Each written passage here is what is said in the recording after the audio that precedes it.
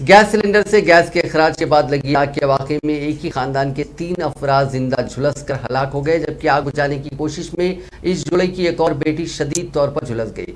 یہ واقعہ تلنگانہ کے ضلع بھدرادری کوتگوڈم کے پالونچا میں پیش آیا۔ مہلوکین کی شناخت 45 سالہ ایم ناگا راما کرشنا، ان کی بیوی 40 سالہ سری لکشمی اور ان کی 14 سالہ بیٹی ساہتیہ کے طور پر کی گئی۔ پولیس نے کہا کہ لڑکی شدید طور پر جھلس گئی ہے، اس کو علاج کے لیے پالونچا کے سرکاری اسپتال منتقل کیا گیا، جہاں ڈاکٹرز کے مشورے کے بعد بہتر علاج کے لیے ان کو بھدرادری کوتگوڈم کے اسپتال منتقل کیا گیا۔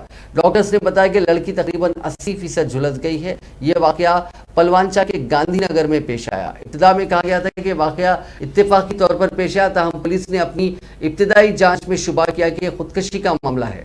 پولیس نے مکان سے اہم دستاویزات ضبط کیے۔ پولیس نے بتایا کہ راما کرشنا می سیوا سینٹر چلایا کرتا تھا۔ آن لائن کاروبار میں بڑے پیمانے پر سرمایہ کاری کے بعد ان کو کافی مالی نقصان ہوا تھا۔ اطلاع کے ساتھ ہی پولیس وہاں پہنچی، جس نے اس واقعے کے سلسلے میں جانچ شروع کر دی۔